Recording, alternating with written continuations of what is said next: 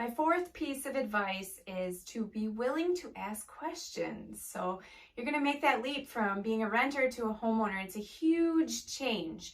You know, it's easy to feel overwhelmed by all the things you have to learn, maybe how to fix a plumbing leak or unclog a drain or clean your gutters.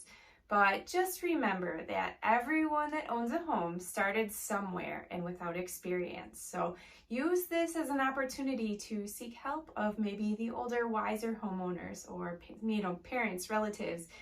You'll probably get a little more advice than you want, but it can be great to reach out, make a phone call, make that connection, and probably get some good information.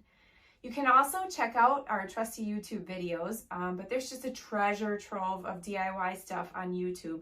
No matter what home repair, maintenance item you're facing, there is a YouTube video on it. And it can even be like down to very specific appliance models and things like that. So before you think, oh, I have no idea how to do this myself, do some quick searching, make a quick phone call, see if somebody else has already figured out the answer for you. But being open to asking questions and searching for information will make home ownership much easier.